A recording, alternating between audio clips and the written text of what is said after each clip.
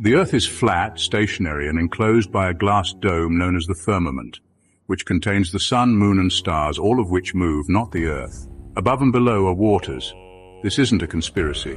If satellites were really in space, why would we need communication towers in the middle of the ocean?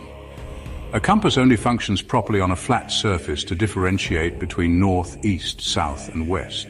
Water always stays level and contained, with the Arctic Circle and Antarctica acting as barriers that hold the oceans in. The solid glass dome or firmament keeps the air inside, creating a sealed, airtight environment. The Earth doesn't spin at millions of miles per hour like a ball. The sounds of thunder booms are produced when solid objects shift. Even world leaders know this truth, as shown by the flat Earth map on the UN logo. Once again, it's the sun, moon, and stars that rotate from east to west, not the Earth.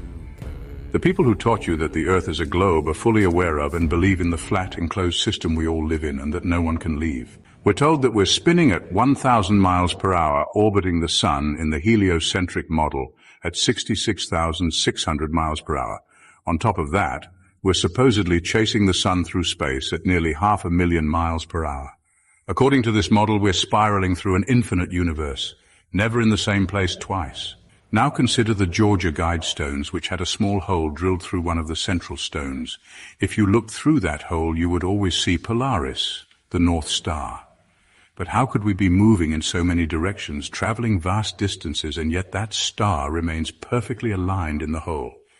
It should shift out of sight constantly, yet it stayed in place for 40 years until one day someone blew up the monument. They say Earth spins eastward at 1,600 kilometers per hour at the equator.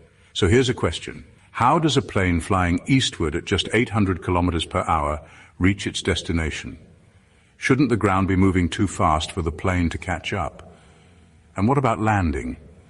Imagine trying to land a plane safely on a runway that's supposedly zipping along at 1,600 kilometers per hour. Sounds risky, doesn't it? The official explanation is that Earth's atmosphere is stuck to the planet, held by gravity despite the vacuum of space above it. But think about this.